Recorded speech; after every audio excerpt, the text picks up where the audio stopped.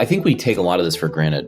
Nobody really knows or cares about how all the crap that we have gets made. We just want to buy it, at a decent price. But ultimately, the people that wanted to push a globalization agenda were well-meaning, because industrializing a poor nation will help uplift people out of poverty.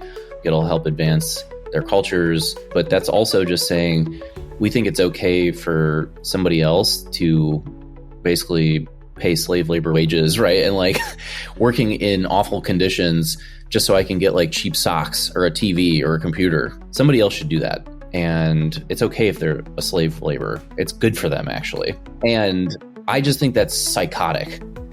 Welcome to another episode of Outsider Inc. I'm your host, Ian Hathaway. Today's guest is Aaron Slodov, founder, engineer, movement builder, and one of the most original voices in America's industrial revival today. He's the co-founder and CEO of Atomic Industries, a hard tech startup built in the Midwest that's reimagining software as the solution to revamp the ancient craft of tool and die making. But that description barely scratches the surface. Atomic isn't just a factory. It's a blueprint for rebuilding America's industrial base with 21st century tools. Aaron's team is building generative AI for manufacturing, training models on site with their own supercomputer, and deploying tech that could make producing physical goods as scalable as writing software. This story starts with a kid in Cleveland, soldering circuits for fun, a physics major grinding through school while working full-time, and a restless mind drawn to both big ideas and hands-on invention. After a stint at Google, working on the early self-driving car project, Aaron co-founded Remesh, a real-time group insight platform that reached all the way to the White House. That experience showed him what's possible when technology and imagination align, and what can go wrong when incentives don't. After a tough exit, he pivoted hard, attempting to build a hardware product and running headfirst into America's broken manufacturing system. What followed was a full-on obsession, launching Atomic to turn tribal knowledge into scalable infrastructure. Since then, he's gone even bigger, founding the Re-Industrialize Summit and the New American Industrial Alliance. His vision isn't just to build a company, it's to start a movement. Today, we'll talk about challenging a culture addicted to short-term thinking and why Aaron believes American industry is the defining project of our time. Aaron, thanks for stopping by. Thanks for having me, Ian. It's good to see you. I'm glad we could finally make this happen. We have a ton to dig into today, including some recent news that you have, a major fundraising round. Congratulations. But I'd like to start with a window into your worldview and approach. You are a mission-oriented person who believes that you should be spending your time tackling the hardest problems imaginable. That pursuit ultimately led you to revive America's industrial base. But that mindset, choosing difficulty, chasing the uphill problem, isn't how most people operate. Most people don't swim upstream. They follow the path of least resistance. But you don't. And so I'm just curious, where does that come from you? And what do you think it reveals about how you see your role in the world? I'd like to imagine that I'm not necessarily a soft-handed technologist that has never experienced the grit and hard nature of the true world. But I've been through a lot of stuff myself. And I guess where this comes from is a deeply profound appreciation for my existence. I don't want to waste a second of it. I think as time moves forward and as technology becomes more and more advanced, every single moment is the next highest leverage moment. And I think that's really empowering in a lot of ways because everybody can have superpowers on some level. I never thought I would be doing the things that I am doing right now, but it is just kind of the era of you can just do things. And I am really embracing that. But it does come from a long time in life lived of decent hardship and growth and exploration. So I think ultimately I just kind of want to grab life by the reins and make the best of it. You mentioned you can just do things. You feel like this is the era we can do that. I feel like that's part of your story from the beginning. So to rewind just for a minute, you grew up in Cleveland, soldering electronics as a kid, working menial jobs, eventually grinding your way through college at nearby Kent State while working full time. That's not common for a lot of startup founders today.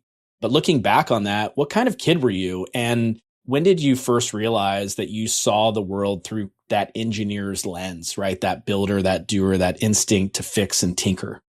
I had an interesting upbringing. My mother worked at the Natural History Museum in Cleveland. And so I'd like go to work with her and steal her keys and like run around like it was night at the museum. And people would just stare at me like, how does this little kid have the keys to go behind exhibits and stuff, and like go into secret doors?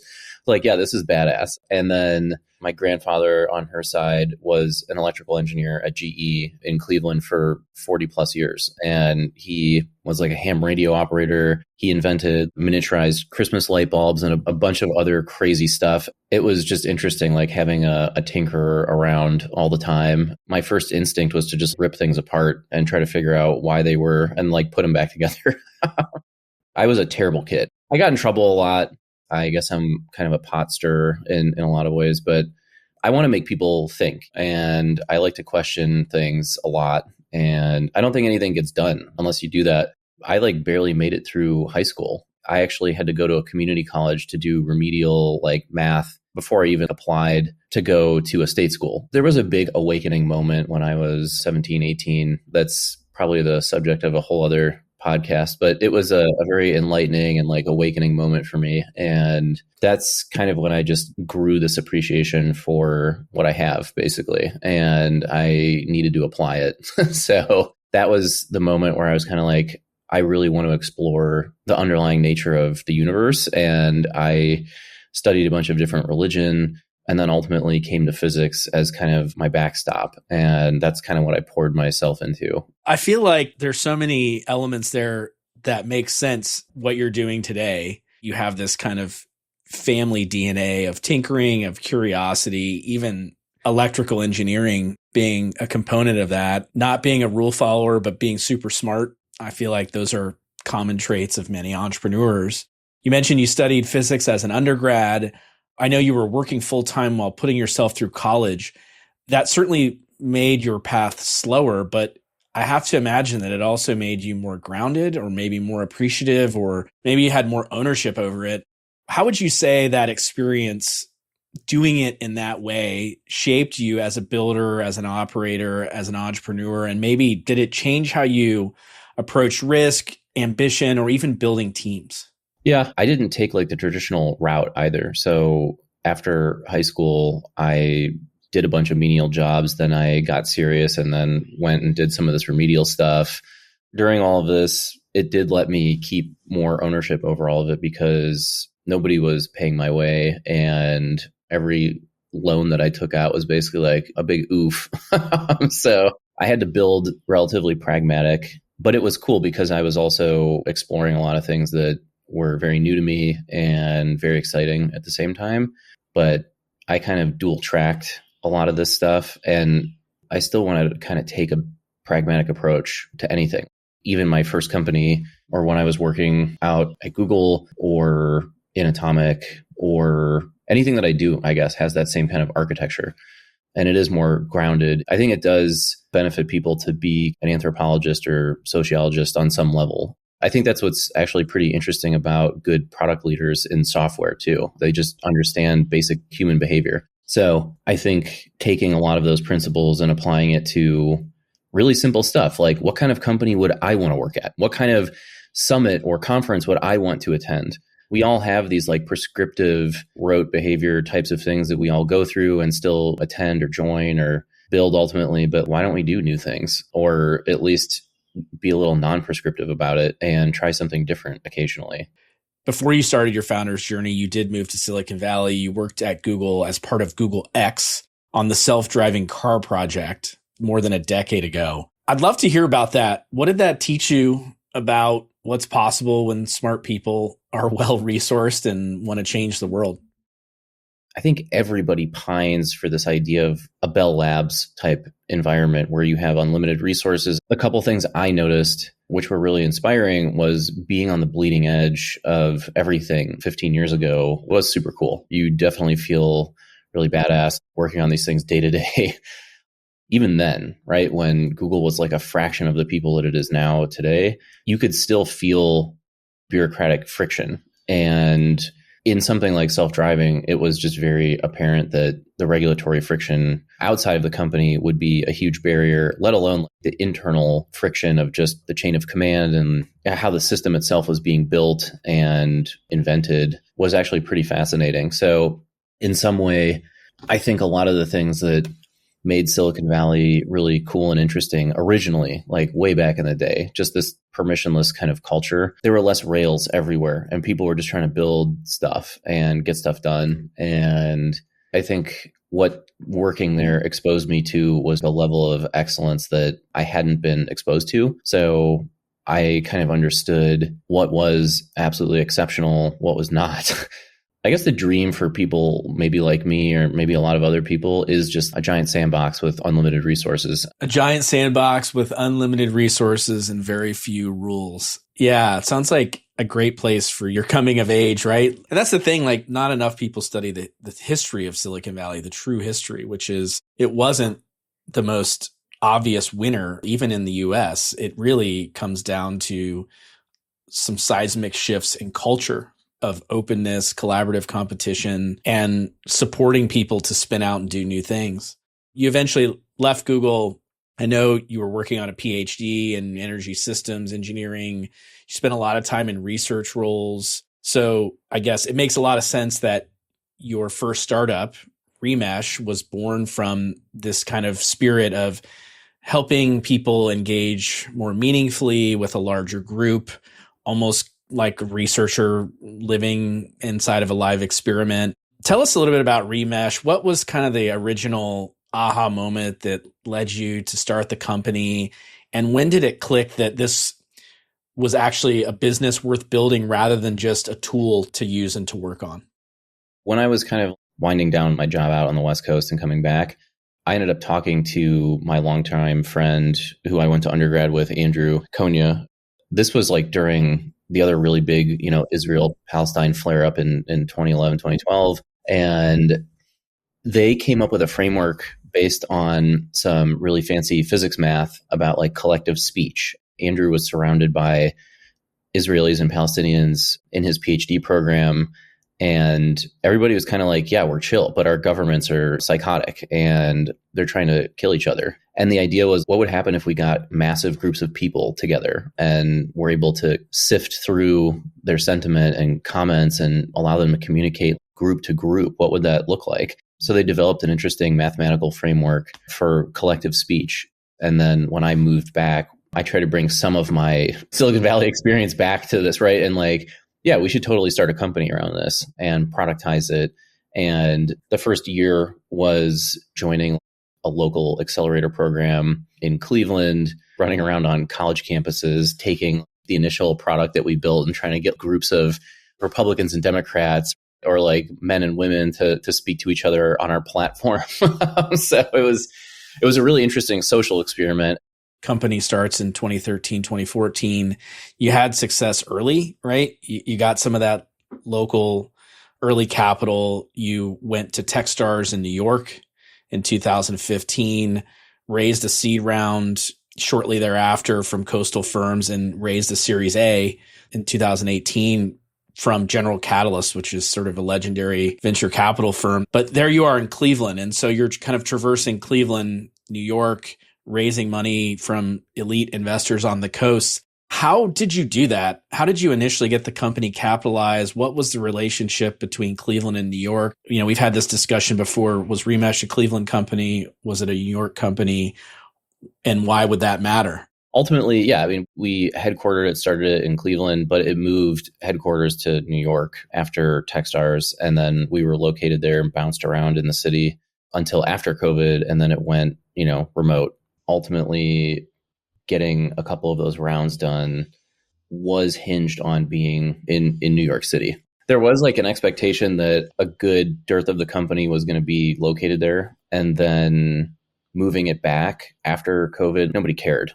It doesn't sound like the decision to be in New York was driven by the company or maybe even an ability to find and recruit talent. Was it purely being driven by investor demands, or was there something that felt like being in New York was beneficial?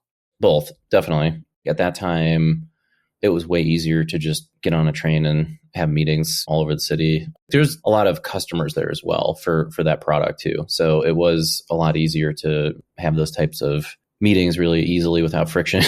I know COVID changed the business in many ways, as it changed lots of other businesses. Every startup has its share of growing pains and setbacks, but Remesh went through something much deeper. You had aggressive growth mandates, investor expectations. Ultimately, the company was restructured in a way that wiped out a lot of early stakeholders. Could you share a little bit about what that experience was like for you? And then maybe how that positions you today, how you think about control, how you think about long-term ambition as a founder, how you think about stakeholder alignment as you're considering partners, investors. Yeah, it's never a great topic to have to cover something like that because we want to just celebrate all the victories. But there is important scar tissue that people should understand, at least like when you get into a game like this that is at stake. And ultimately, I think a lot of this was just bad market timing. We had a really awesome potential exit, and this was like right before the market took a nosedive in 22, where a lot of high growth tech was just completely devalued by the market. And the glint in everybody's eyes with the available multiples going into the toilet took the light out of their eyes. I wasn't willing to go along with the restructuring. I didn't really think it was a fair thing, and I wanted to go my own way and maintain my relationship with everybody. So that was ultimately the best path forward. It sucks, but sometimes you got to do that. Even if your exit isn't close to the expectation of what an investor thinks, they can just veto that, especially if they have control. I think a lot of founders also want Zuck level control when they're starting out. And it's like a push-pull kind of relationship where the investors want to maintain some kind of downside protection. Obviously, founder-led companies are going to be the most successful. At the end of the day, giving founders control, I think, is some people would argue that you should do that because they need to just do whatever they need to do to build, like zero barriers, zero friction. But then on the other side, you're going to release like an untamed beast and it has no control. What if they just like kill the company? A lot of people try to figure out what a good quality founder looks like, right? Like a world-class founder. I don't think that those people are minted. They're forged. It's not something that you just kind of like pop out and you're an Elon all of a sudden. Like Elon went through 25 years of pain and suffering to get where he is. And he's still learning, right? Like he doesn't have all the answers either. These are just experiments. Some work, some don't. I think how you handle the ones that don't says more about you than how you handle the ones that do. You left the company 2020, you wanted a fresh start, build something that you've never touched before. Led you down this route of building a physical consumer product. Tell us a little bit about that journey. I know you ultimately end up with Atomic. We'll get there in a moment, but just talk about like what you were thinking as you were jumping right into your next thing, coming out of that tough exit and wanting to do something that was unfamiliar to you, something that was so different. Very simply, that was it. I'd done software, done some goofy hardware stuff. I wanted to actually like make something. I'm a dork and I play Dungeons and Dragons and I'm getting old. And something that I kind of noticed is that elder nerds were like spending tons and tons of money on tabletop games and collectible stuff because a lot of these things evoke a sense of nostalgia from like when we grew up. And I thought that was interesting. I had no interest whatsoever in doing like a venture-backed company at that moment at all. This was just like a passion project. And I was going to build a company that made figurines like monsters and all kinds of goofy stuff for these games. And then when I got to that step, I was like hitting up my friends that still worked out in the Bay Area. It's like, how do you actually manufacture shit? And they're all like, yeah, just go to China. It's this magical thing. And you just give it your designs and money, and then your product shows up. I had a really nightmarish time doing that. And a lot of people suggested you got to go live in the factory for a little bit. Like you have to go to China and go do that. And I was just like, no, why do I have to do that? I just thought that was the worst imaginable thing I could, spend my time on. I don't run factories. Like, why do I have to go sit there and make sure they make my stuff? And then that set off a whole chain of trying to figure out if American manufacturers were interested in stuff like this. And none of them are, because it's more commodity. I thought this was a very, very interesting thing. How did we get to this point? And why is it so hard to just make a stupid plastic toy? Especially where the Venn diagram of speed to market, quality, and price all kind of converged to a point where I could actually execute on it. And I thought, there has got to be a better way to do this. If it's this hard to make a toy, how hard is it to make every other thing on the planet? It was a really eye-opening moment. What was the fundamental problem facing manufacturing in America as it related to the questions you were trying to answer? Mostly that the practice of globalization put us in a really strategically onerous position. And on a philosophical level, I think we take a lot of this for granted. Nobody really knows or cares about how all the crap that we have gets made. We just want to buy it, at a decent price. But ultimately, the people that wanted to push a globalization agenda were well-meaning, because industrializing a poor nation will help uplift people out of poverty. It'll help advance their cultures. But that's also just saying, we think it's okay for somebody else to basically pay slave labor wages, right? And working in awful conditions just so I can get cheap socks or a TV or a computer. Somebody else should do that. And it's okay if they're a slave labor. It's good for them, actually. And I just think that's psychotic. We're not going to escape that anytime soon. But the whole system of labor arbitrage, industrialization is very untenable to me, because a country like China over the last 40 years, starting with basically nothing other than the advantage that they were cheap. And we let them into the WTO, allowed them to come in and ultimately sell into the market. And they weren't good in the beginning. And obviously over 4 years, you're going to become extraordinarily good at making things, right? And they are. Can you keep repeating that process over and over and over again? Are we going to do that basically to every country? It's not like if we industrialize Thailand, right, they're going to challenge America on the world stage. But a country the size of China obviously is doing that now. Ultimately, tying our economies closer together is creating more conflict, not less. So it was great try, but we need to reselect the level of globalization that we want to operate at, because when your potential adversary, and at least ideologically, you're done. That's not a good position to be in. People point to NAFTA as crippling the U.S., but they overlook China's ascension into the WTO, which was the real Big Bang event. Shifting gears a little bit, in addition to seeing this sort of global manufacturing and supply chain problem, you started really seeing it as a software and manufacturing problem. When did that shift happen? Was there any resistance to that realization? And how did that shape ultimately launching Atomic and building what you're building today? I knew the tailwinds of software, materials, robotics, all these different fields were just not going to slow down. I knew it was just going to become easier to do this. And the reason I think our problem is super interesting is a lot of the work that we're trying to tackle comes down to non-repeatable complex engineering that's all rooted in physics and mechanics. And it was more of a computational problem that could be solved. I'm trying to tackle a very low dimensional system.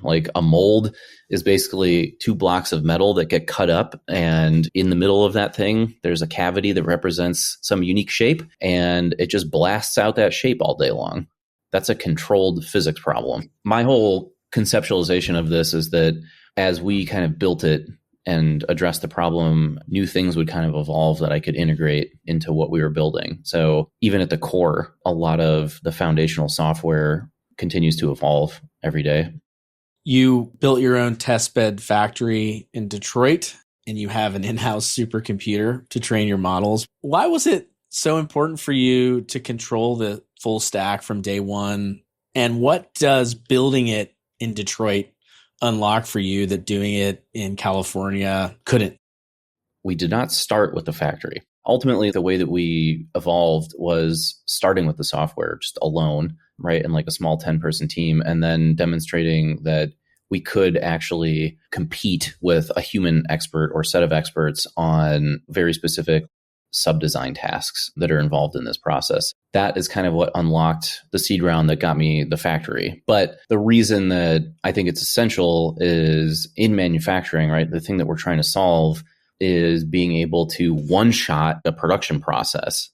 Somebody sends you a CAD file, they only care about getting the parts out the other side. There's all this crazy stuff that happens in between making it up in CAD and then actually holding the part in your hand. And collapsing that whole process as far and fast as possible is the mission. People that have no experience in manufacturing, a lot of them think that they can just make software and then magically the product of what comes out of their software somebody's going to just execute on in a factory somewhere. But when you do that, there's always like a gap between reality and what comes out of a piece of software.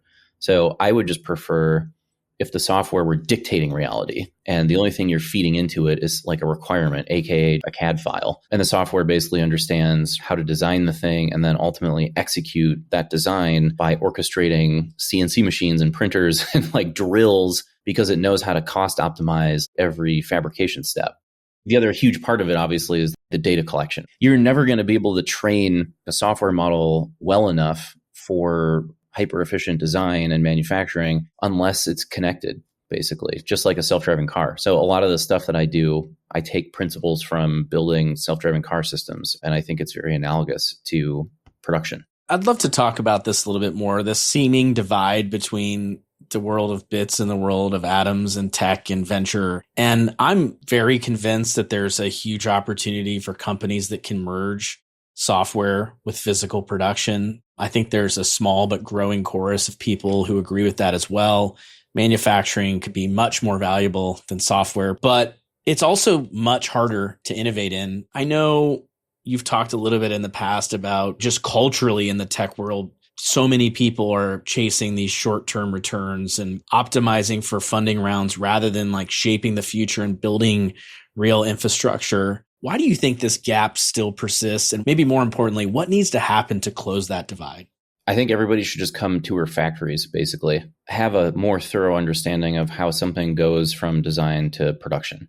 And without that, it's all just some kind of intellectualized version of what they think manufacturing is. And until you actually see somebody try to take a CAD file and then turn it into G code and then actually like machine a block of metal and then put it together somewhere, that really shatters people's confidence in terms of just understanding the full structure of the system and how it functions in reality. And there's not a lot of room to replace a lot of those things on a one-off basis because they're just so ingrained in the engineering and manufacturing world. And to your point, right, it's extremely expensive to do reps in the physical world. So it's a tremendous disconnect because people just haven't been exposed to the horror of how bad everything is in manufacturing. But at the same time, that's the size of the opportunity too. You've got old and new and friction there, but also depending on what you're talking about, especially manufacturing, old still holds all of the actual valuable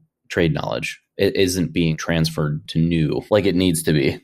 You raised this $17 million seed round from folks like Fallon at Naria. You also had early backing from YC, but you just also closed a $25 million Series A round led by Mac and DTX. Congratulations. Not the easiest fundraising environment, especially when you're doing something hard and something truly different.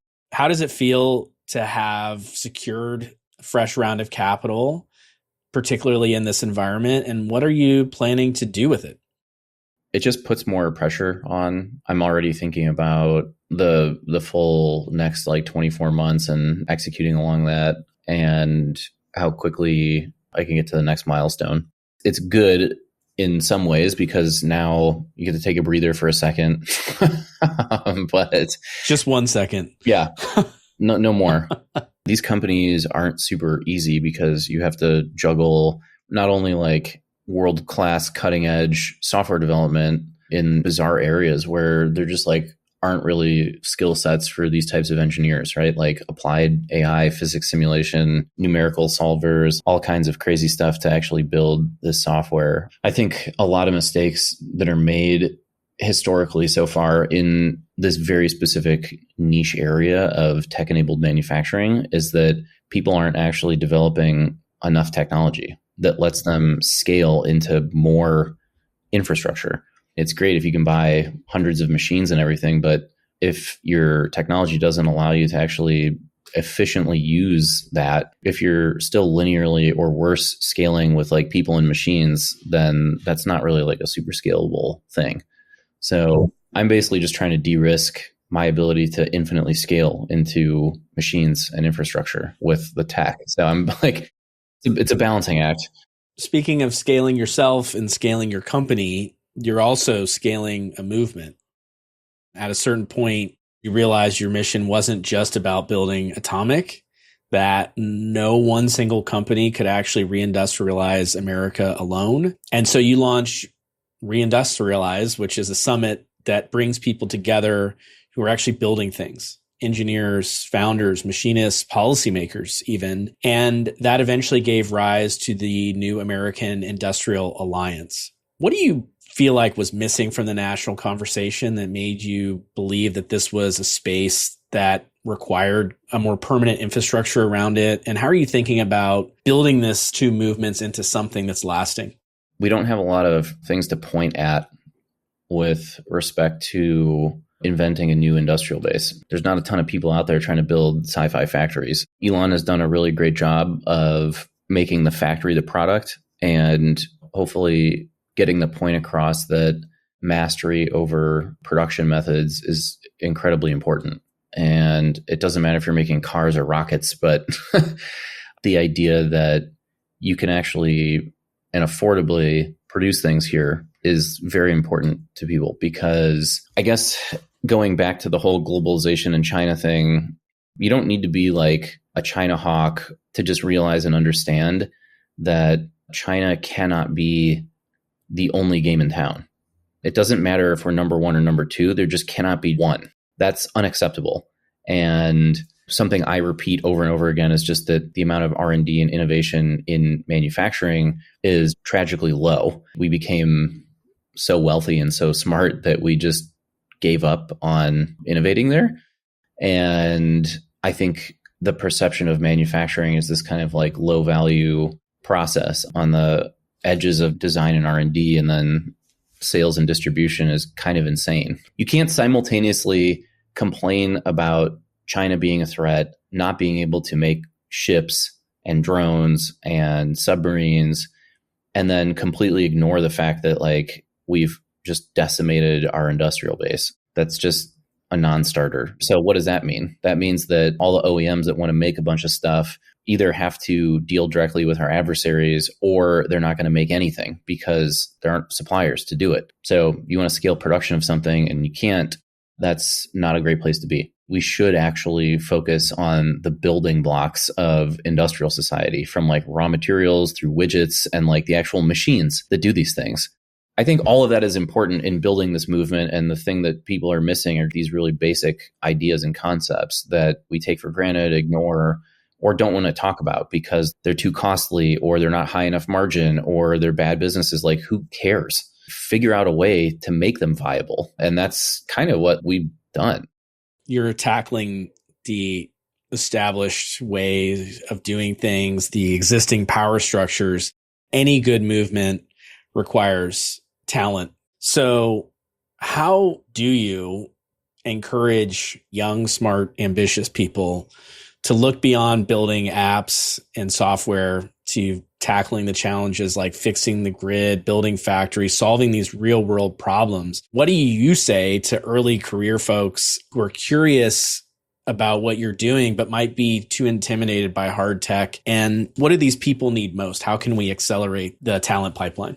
It's a huge combination of different things. I think that the incentives need to change a little bit. A lot of engineers went into computer science and electrical engineering rather than things that were necessary for societal stability. The field that I went into was power systems engineering, and that's the kind of applied study nature of the electrical grid. The electrical grid is a disaster. And is that because we didn't have enough engineering talent going into it? Probably, because everybody was leaving to go into computing.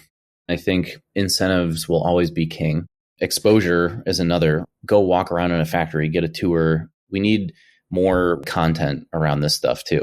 I think people are fascinated by making things and by manufacturing.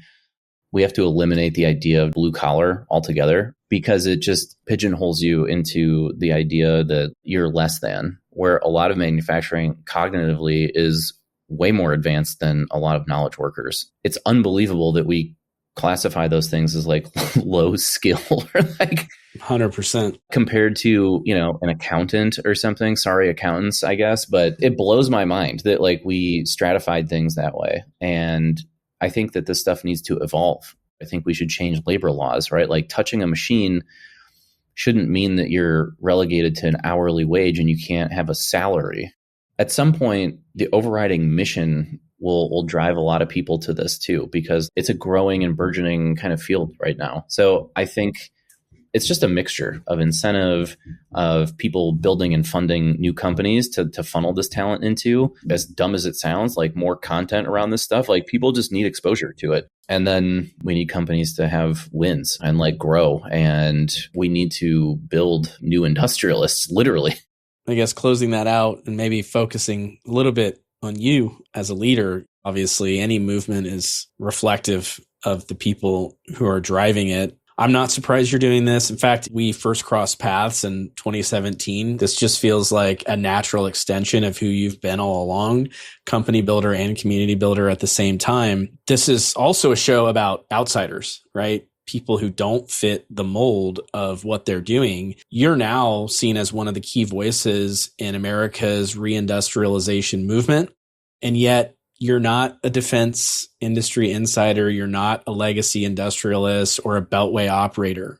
You're a startup founder from Cleveland. You didn't go to MIT. You didn't go to Stanford, but there you are as a face of this movement.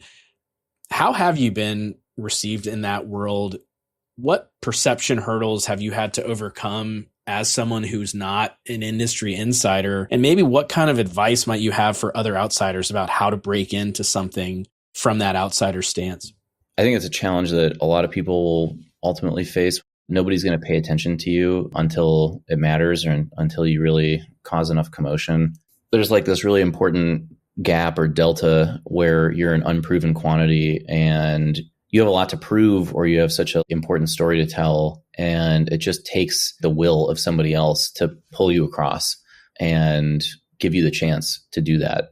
Thankfully, one of the great things that AI has done actually is kind of like break down some of these silos where people previously wouldn't take it seriously, but now they're like, holy shit, I've seen what AI can do on other things. And I'm like now questioning if that would happen in what I do. And it's crazy because even 5 years ago, talking about AI powered factories and things like that, people would just be like, get the hell out of here. But I do think this is one of the largest benefits building like crazy stuff is breaking down people's barriers around what the art of the possible is. There's some level of showmanship and some level of execution that you have to also balance. But on the individual builder level, it's just keeping your head down and making stuff happen. Sometimes you have to make a big splash, but most of the time you don't. I personally try to balance this. I struggle with, I don't need to be the center of attention, but nobody else is doing it at the same time. So who else is going to do it? What I do care about is that this message is pounded into people's brains. You're on a generational mission. What you're doing, successfully done, will take decades, not years. So with that in mind, when we get together 10, 20 years from now, and we're looking back on what you accomplished with Atomic, what you've accomplished with this reindustrialization movement in America, what do you hope that we can look back on and say, mission accomplished? Maybe that we feel safe and comfortable with the state of things, that would probably be a good outcome. Is this going to be something that benefits your children and grandchildren and the future? Somebody ultimately has to do this. And it's probably one of the best investments that our country could possibly make. And I think that, it could help us rebuild the middle class. I think it could elevate a lot of the economy in ways that we just don't even know yet. Big aspirations for sure. Well, I think it's a noble mission. I'm glad that you're doing it. You touched on that last point, helping the middle class. It's something growing up in a manufacturing town in Ohio myself, I got to witness that firsthand. The population in my community peaked the year I was born and has been on the decline ever since. And so it's definitely something that I feel personally, and I know you do as well. My hat's off to you, and I'm wishing you the best of luck. We're almost out of time, but before we go, we like to finish with a segment called Beyond the Bio. So these are just some quick hit questions that let us go a little bit beyond your resume and dig into you. So what's a quick piece of advice from a mentor that stuck with you along your journey? It's kind of a weird one because it wasn't necessarily advice. It was more of like a moment, I guess. I got fired from a landscaping job by the owner of the landscaping company because I reminded him too much of himself. And I always thought that was really fascinating. And I was like, wait, what? Why am I getting fired for that? He was like, you need to be building your own things. And I guess the takeaway that I got from that was to never not pursue something that I like wanted to do. And that happened pretty early. I think I was like 16 when I got fired by that guy. I'll never forget that. He saw something in you maybe you didn't see in yourself yet. So who is an unsung hero in your life, and what has been the impact they've had on you?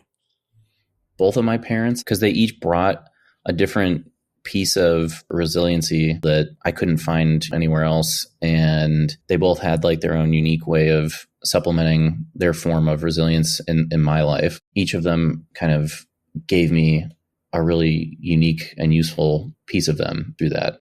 How did growing up in Northeast Ohio shape you as a person and as an entrepreneur? Midwest people are kind of interesting and unique because they have 4 seasons and like half of their year is depression, basically. I think what it helped me ultimately understand is suffering is actually good for you as it builds character. I think ultimately growing up in the Midwest and in Cleveland probably exposes you to a level of unfortunateness that maybe not everybody has to go through. Yeah, I would say the Cleveland Browns are definitely unfortunate. So who is someone in your local startup community or your broader network who does a lot behind the scenes and deserves a shout out from you? There was a guy named Bob Sopko who was part of the ecosystem in Cleveland for a long time.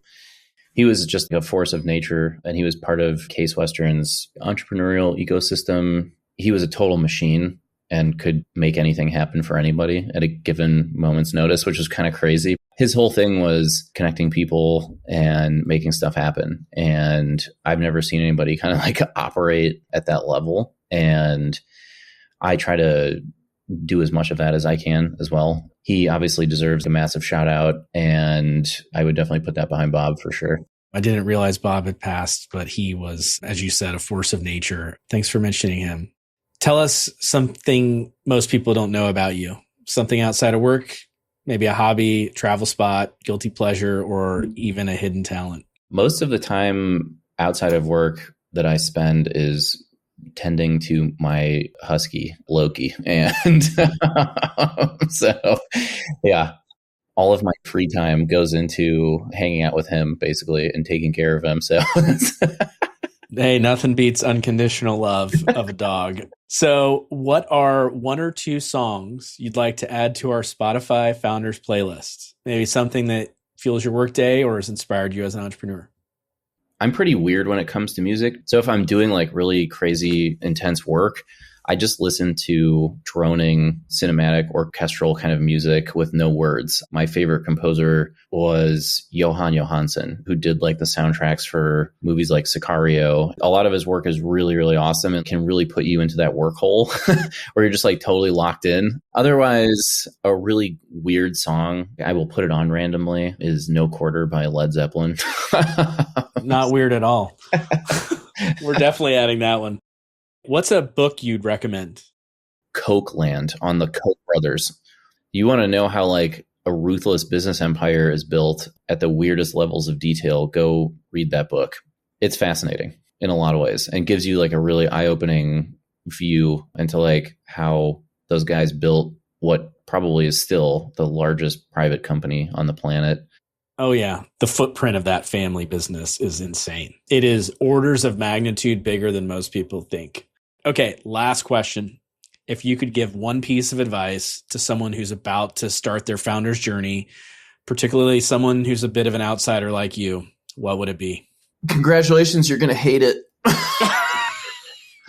Welcome to hell. Yeah, basically. I mean, the chewing glass analogy is very true. It's a lot of work and it's alienating and isolating. So get ready. I mean, it's going to be a blast, but also make sure you have a good support structure to like fall back on. So making like group chats with other founders is super, super valuable, especially as you all kind of like grow together.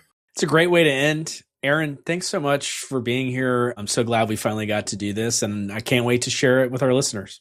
Awesome. Yeah. Thank you so much for having me. It's really, really a good time. That's a wrap for today's episode of Outsider Inc. A big thank you to Aaron Slodov for sharing that candid, hard-won story. Curiosity took him from Cleveland to Google X, and the scars from Remesh sharpened his view on control, incentives, and building for the long term. Instead of retreating, he ran at our broken manufacturing system, all while convening builders through Re-Industrialize and the New American Industrial Alliance. What stuck with me most is Aaron's posture. Choose the uphill problem, respect the craft, and align stakeholders for the long game. If we want resilient supply chains and a stronger middle class, that's the mindset it takes. If you want more from Outsider Inc., don't forget to subscribe to the platform at outsiderinc.substack.com. It's packed with highlights from today's episode and bonus insights you won't want to miss. You can follow Outsider Inc. on YouTube, Instagram, TikTok, and LinkedIn at Outsider Inc. Pod. You can also follow me on X at Ian Hathaway. Outsider Inc. is produced by Spellbinder Media. We'll be back soon with another fascinating outsider conversation. Until then, thank you so much for listening, and remember, great entrepreneurs can come from anywhere. See you next time.